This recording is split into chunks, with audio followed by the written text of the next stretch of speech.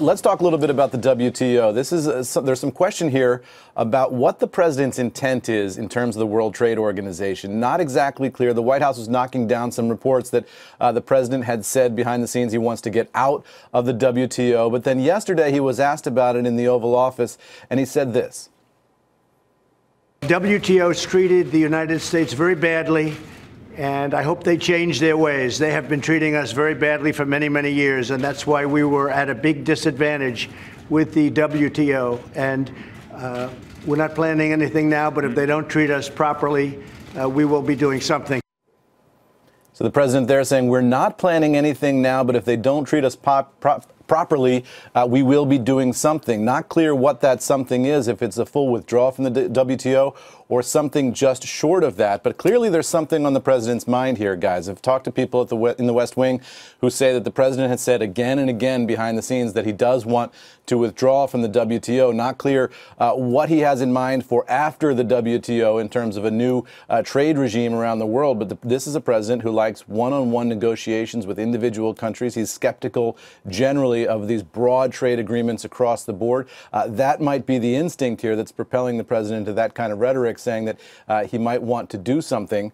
I've also asked Sarah Huckabee Sanders at the White House press briefing yesterday about this issue that came up yesterday with the U.S. Chamber of Commerce launching a campaign against the president's tariff agenda. The Chamber of Commerce generally very pro-business, very much works with Republican administrations, yet yesterday they said that the White House is potentially threatening the economic gains that it's made so far by pursuing this tariff agenda around the world. Sarah Sanders said simply that the president is focused on protecting American jobs and protecting American industry. So a schism opening up there between sort of the professional business community and the Trump administration, which very much sees itself as focusing on the long term here, guys. So he wants to, Eamon, he wants to keep ICE, but get rid of the WTO. I think that's the bottom line. Is that sort of, right, there's yeah. if you're doing acronyms today, yes, ICE up, WTO down. Can you, the scuttlebutt on the Mexican election is getting pretty interesting, because suddenly, because they're both outsiders, even though one's a leftist populist, the other one is more of a right-wing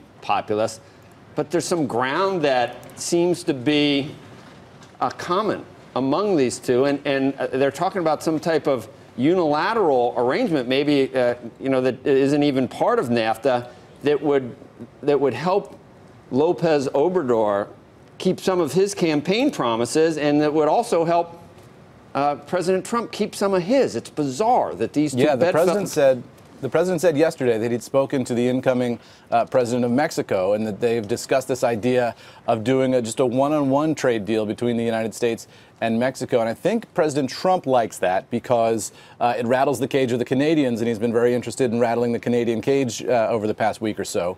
And it also gives him the advantage that he likes of doing that one-on-one negotiation instead of a broad regional thing.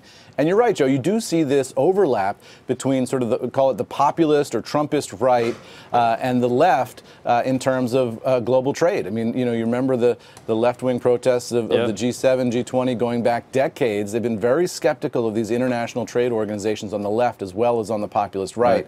So we're seeing that sort of maybe come together there. Eamon, just when you say you're right, Joe, just for me to hear that, I like it so much because I never hear that. Well, don't get used to it. Well, I won't, but I never hear that like with people sitting here ever. So looking at it. It's so refreshing for you to just listen to logic, think about it yourself, and realize the end conclusion is that I'm right. And it should happen. It should happen a lot more, but it doesn't. You're right, Joe. Hey there, thanks for checking out CNBC on YouTube. Be sure to subscribe to stay up to date on all of the day's biggest stories. You can also click on any of the videos around me to watch the latest from CNBC. Thanks for watching.